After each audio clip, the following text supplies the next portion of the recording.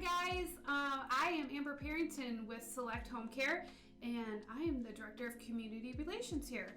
And I am Bryce Hayes. I am the owner and executive director here. So today is Family Friday, where we take some time to answer some really important questions that are normally asked by you guys, the family. All right, let's jump right in. All right, so here's another good question for you guys this week. So we get asked a lot, what is considered light housekeeping?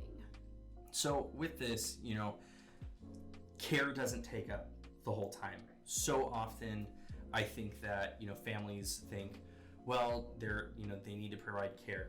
Absolutely, and that is always the first goal. But what happens in between, right? We want our folks to be able to be useful for the family. And sometimes, while obviously taking care of mom or dad or a spouse is really important and is really helpful, sometimes one of the nicest things they can do is wash some dishes, throw in a load of laundry. And that light housekeeping one is probably the most vague because, washing dishes, pretty straightforward. Doing a load of laundry, pretty straightforward. But light housekeeping is just such an ambiguous phrase that what's light housekeeping to one person may not be to another. So let's kind of dive into what we consider light housekeeping, and we'll even get into some specifics about what might be considered more light versus more heavy duty. Right. So one of our goals when we take on a new client and help families is we do, like Bryce said, we do want to incorporate other aspects of our caregiving and have our caregivers help you guys out in other aspects of your life to take just more off your plate. That's super important for us.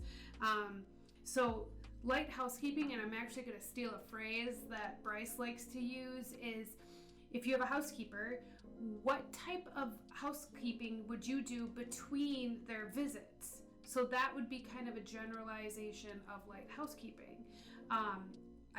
It can be anywhere from just light sweeping of the floors, minor dusting in the living room, bedrooms, things like that.